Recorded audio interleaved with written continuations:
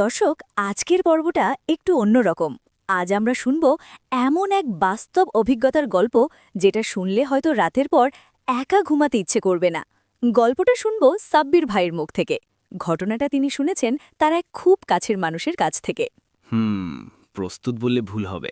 এই গল্প বলতে গেলেই এখনও শরীর ঠান্ডা হয়ে যায়। কারণ এটা বানানো কিছু না, 2 বছর আগের ঘটনা।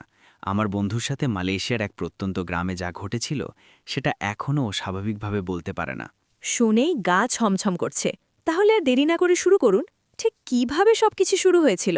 এই ঘটনাটা আমি নিজে দেখিনি। প্রায় 2 বছর আগে আমার এক ঘনিষ্ঠ বন্ধু, নাম ধরা যাক রাশেদ, বিদেশে মালয়েশিয়ার এক প্রত্যন্ত গ্রামে চাকরি করতে গিয়েছিল। ওর মুখে শোনা কথাগুলো আজও আমার গায়ে কাটা দেয়। রাশেদ বলেছিল, দোস্ত, কাজের কথা আগে জানলে যাইতাম না। এজেন্ট কইছিল গার্ডেনের কাজ, গিয়ে দেখি কবরস্থান পরিষ্কার করতে হইব। গ্রামটার নাম বলছি না এবং অবস্থানও বলা ঠিক হবে না। চারদিকে শুধু রাবার বাগান, পাম গাছ আর মাঝখানে পুরনো মুসলিম কবরস্থান। কবরগুলো বেশিরভাগই পুরনো, কিছুতে নাম মুছে গেছে, কিছুতে শুধু পাথরের চিহ্ন। জায়গাটা একটু উঁচু টিলার মতো, পাশে একটা সরু রাস্তা, আর রাস্তার ওপারে একটা ছোট টিনের ঘর, ওদের থাকার জায়গা। ওরা ছিল 3 জন: রাশেদ, আরেকজন সিলেটি ছেলে জাকির, আর স্থানীয় মালয় ছেলে হাফিজ। হাফিজের দায়িত্ব ছিল গেট দেখা আর কাগজপত্র, আর রাশেদ জাকির কবরের আগাছা পরিষ্কার করা, ভাঙা পাথর ঠিক করা, মাঝে মাঝে নতুন কবর খোঁড়ার কাজ। প্রথম কয়েকদিন সব স্বাভাবিকই ছিল, তবে রাশেদ বলতো, দোস্ত, জায়গাটার বাতাসই আলাদা। দুপুরেও কেমন জানি ঠান্ডা লাগে। গরম দেশ, কিন্তু কবরের ভেতরে ঢুকলেই শরীর কাঁপে। অস্বাভাবিকতা শুরু হয় প্রায় 1 মাস পর। এক সন্ধ্যায় মাগরিবের পর ওরা কাজ গুটাচ্ছিল। সূর্য ডুবে গেছে, আকাশে লালচে আলো। হঠাৎ রাশেদ শুনতে পেল মাটি ঘষার মতো শব্দ। খসখস, খসখস। ও ভেবেছিল জাকির কোদাল টানছে, কিন্তু পেছনে তাকিয়ে দেখে জাকির গেটের পাশে দাঁড়িয়ে সিগারেট ধরাচ্ছে। রাশেদ বলল, এই, তুই মাটি কাটতেছিস? জাকির হাসল, না রে ভাই, এইমাত্র ধরাইলাম। তখন দুজনেই শুনতে পেল খসখস শব্দটা আসছে এক পুরনো কবরের দিক থেকে। কবরটার মাটি একটু উঁচু হয়ে আছে, যেন ভেতর থেকে কেউ ঠেলছে। হাফিজ দূর থেকে চিৎকার দিল, জাঙ্গান দেকাত, ওদিকে যেও না। কিন্তু রাশেদ বলল, আমার মনে হইল হয়তো কোনো বন্য পশু ঢুকে গেছে। সাহস কইরা আগাইলাম। কবরের কাছে যেতেই হঠাৎ শব্দ বন্ধ। চারপাশ নিস্তব্ধ। এমন নিস্তব্ধতা, নিজের শ্বাসও ভারী শোনা যায়। তারপর মাটির ভেতর থেকে চাপা গোঙানি, মহিলার কণ্ঠ, খুব নিচু স্বরে, ধোল, ধোল। রাশেদের গলা শুকিয়ে যায়। সে দৌড়ে পিছিয়ে আসে। জাকিরও কাপা গলায় বলে, চল ভাই, আজ যাই। সেদিন রাতে বাসায় ফিরে 3জনই চুপচাপ। টিনের ঘরটা ছোট, একটা বাল্ব, 3টা খাট, একটা ফ্যান। বাইরে কবরস্থান। রাত প্রায় 2টা-2:30। হঠাৎ ফ্যান বন্ধ হয়ে যায়। বিদ্যুৎ নেই, অথচ আশেপাশে অন্য কোথাও সমস্যা নেই। অন্ধকারের মধ্যে রাশেদ শুনতে পায় টিনের চালের ওপর টুপটাপ শব্দ, যেন কেউ হেঁটে বেড়াচ্ছে। টুপটাপ, টুপটাপ। জাকির ফিসফিস করে, উপর দিয়ে কি হাঁটে রে? হাফিজ কোরআনের আয়াত পড়তে থাকে।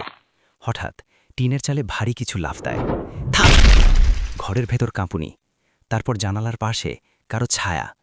রাশেদ বলেছিল, দোস্ত, আমি নিজের চোখে দেখছি, জানালার ভাগ দিয়া সাবা কাপড় পরা লম্বা একটা মানুষ দাঁড়ায় আছে। মুখ নাই, শুধু অন্ধকার। জাকির চিৎকার করে ওঠে, লা ইলাহা ইল্লাল্লাহ। ছায়াটা ধীরে ধীরে মাথা কাত করে। তারপর এক ঝটকায় জানালার গ্রিল ঝাঁকাতে শুরু করে। ঝন ঝন ঝন ঝন। হাফিজ দরজার দিকে দৌড় দেয়, কিন্তু দরজা বাইরে থেকে যেন কেউ চেপে ধরেছে, খুলছে না। তারপর ঘরের কোণে ঠান্ডা হাওয়া ঘুরতে থাকে, এমন ঠান্ডা নিঃশ্বাসে ধোয়া বেরোয়। রাশেদ অনুভব করে কেউ তার পায়ের কাছে বসেছে, বরফের মতো ঠান্ডা হাত চেপে ধরে গোড়ালি। সে চিৎকার করে উঠে লাথি মারে, কিন্তু চোখে কিছুই দেখা যায় না। হঠাৎ জাকিরের খাটের দিক থেকে বিকট চিৎকার, বাঁচাও, গলা ছেড়ে দে! রাশেদ দেখে জাকিরের গলা নিজের থেকেই চেপে যাচ্ছে, যেন অদৃশ্য হাত তাকে শ্বাসরোধ করছে। জাকিরের চোখ উল্টে গেছে। হাফিজ দোয়া পড়তে পড়তে জাকিরের দিকে ঝাঁপ দেয়, কিন্তু তাকে এমন জোরে ছুঁড়ে ফেলা হয়, সে দেয়ালে আছড়ে পড়ে অজ্ঞান হয়ে যায়। ঘরের বাল্ব হঠাৎ জ্বলে ওঠে, আর তখন তারা দেখে ঘরের মাঝখানে দাঁড়িয়ে আছে 3টে ছায়ামূর্তি।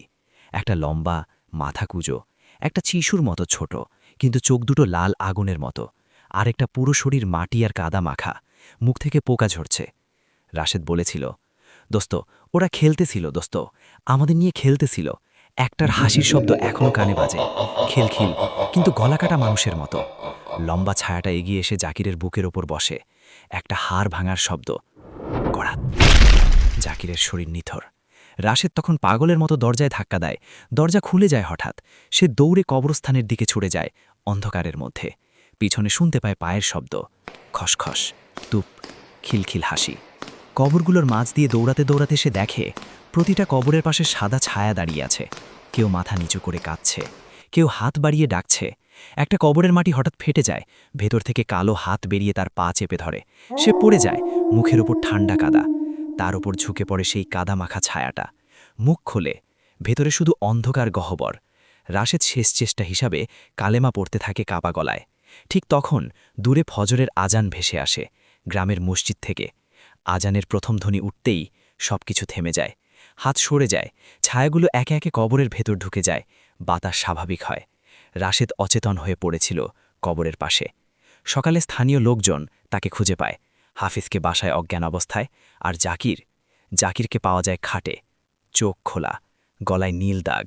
ডাক্তার বলে হার্ট অ্যাটাক, কিন্তু রাশেদ বলেছিল, হার্ট অ্যাটাক না দোস্ত, ওরা চেপে ধরছিল। ওই ঘটনার পর রাশেদ দেশে ফিরে আসে, কিন্তু সে নাকি এখনও মাঝরাতে ঘুম ভেঙে দেখে তার ঘরের কোণে কাদা পড়ছে, টুপ টুপ। আর কখনো কখনো জানালার বাইরে দাঁড়িয়ে থাকে একটা লম্বা ছায়া, মাথা কাত করে, চুপচাপ তাকিয়ে।